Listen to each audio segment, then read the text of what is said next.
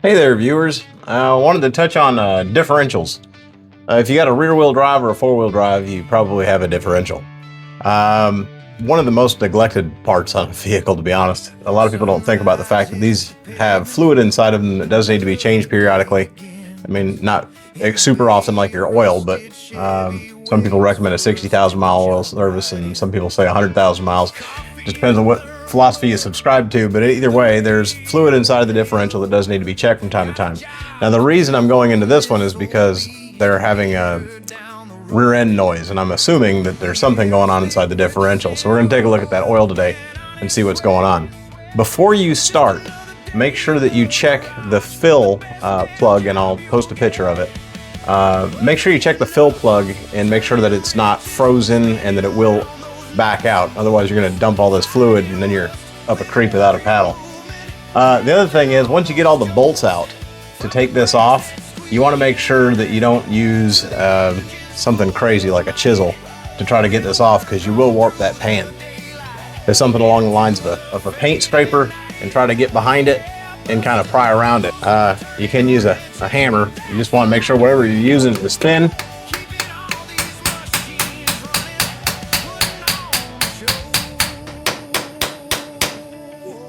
So we put way too much RTV on this one. Another note is you want to make sure that you leave 2 bolts in, or at least 1 bolt in. You don't want this pan to come flying off and it makes a huge mess, and then this stuff stinks. So you don't want this on you or in you.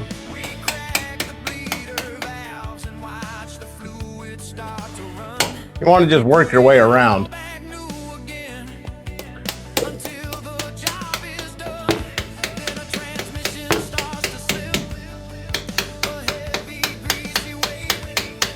And basically what we're doing here is we're just cutting off the RTV. The RTV's got it sealed on real tight, and it's going to start dripping as soon as you get to that bottom.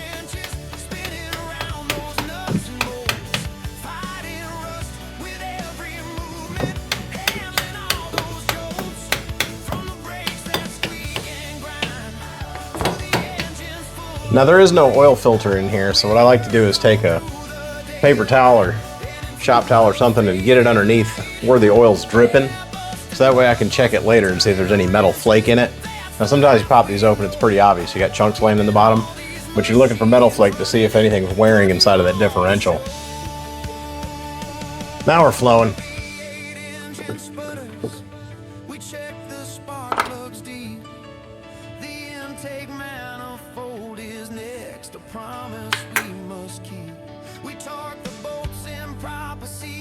That's what a differential looks like. It's got a ring and a pinion gear in there, and then it's not gonna work from this angle because the drive shaft's engaged, but this right here is actually your limited slip.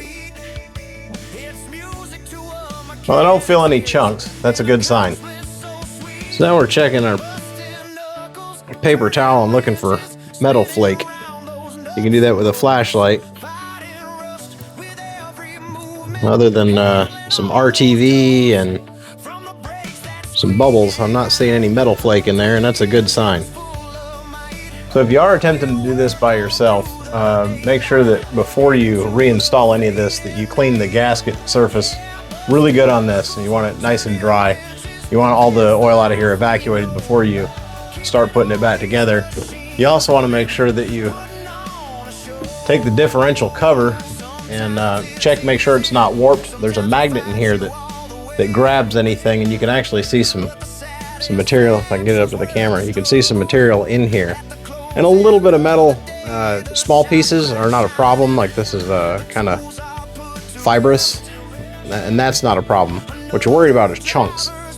But you want to clean this off really good before you put it back together again, and make sure that this didn't get warped in the process of taking everything apart.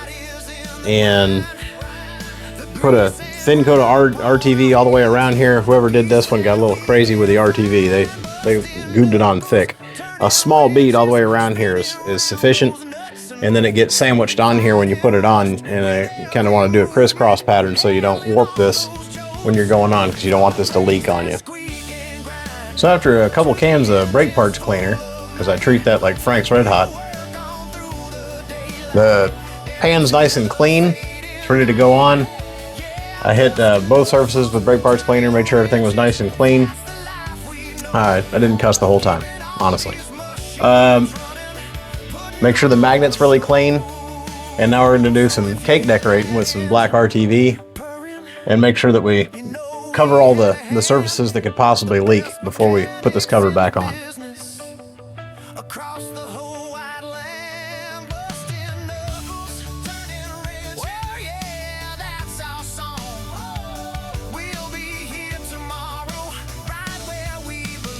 Pretty, just like painting a cake. Also, these things are handy. Helps you get all the stuff out of the tube, and it keeps a nice, easy, consistent press on the tube. I'll link this in the description.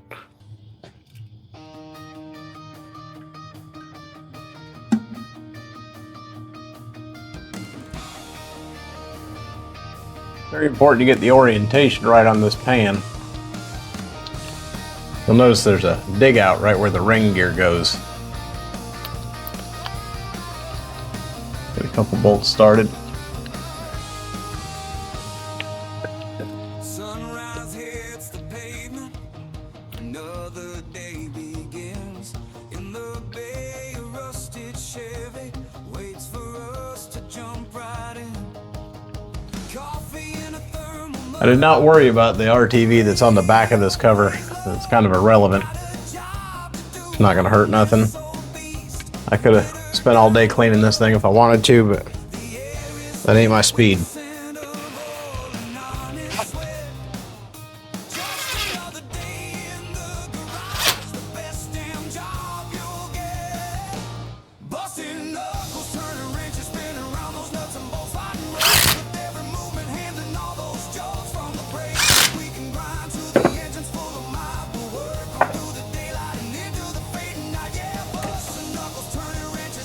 Alright, so we'll get these torqued up to the right spec and then we'll be ready to fill this thing. Lift goes up, the wheels come off, the rotors are worn thin. Brakes need changing, pads are gone, that's where we'll begin. We crack the bleeder valves and watch the fluid start to run. We put it all back new again until the job is done. Then a transmission starts. Not even tight now. A heavy, greasy weight. We drop the pan, replace the filter, hoping it's not too late. Busting knuckles, turning wrenches, spinning around those nuts and bolts, fighting work. Give it the old double check. Handling all those jolts from the brakes that squeak and grind to the So there's a fill plug. It's sometimes they'll have two. They'll have one that's up top, one down below, and the bottom one is actually a drain plug if you have one, but a lot of cars don't have that. You just got to take the cover off. But the fill plug's right here, and like I said, you always want to make sure that it turns freely before you start this project, because you don't want to drain all the oil out and find out you can't get oil back in it. The drain plug is usually just a 3/8 size, so you can see that. So a standard 3/8 ratchet or extension will fit right in there and back it out for you. Now you can look up your capacity on these. They all hold a different amount, but when you're filling these, you just fill in the hole, just squirt it on in there. And you'll know when you're full because it'll start coming back out of the hole. That sounds pleasant. Oh yeah, that's the spot.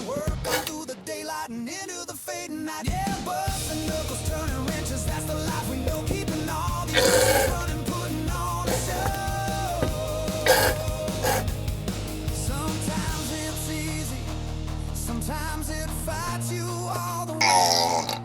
But the satisfaction of the struggle at the closing of the day. The shout. There you go. The tools are put to rest. Another driver's back on track. That's when you know you're full. You can grab your drain plug, slide it right on in the hole there. Cause the pride is in the grind.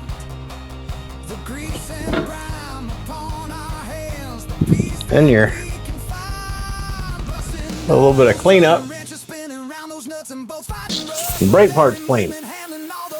Good as new. Tighten that up, we're good to go.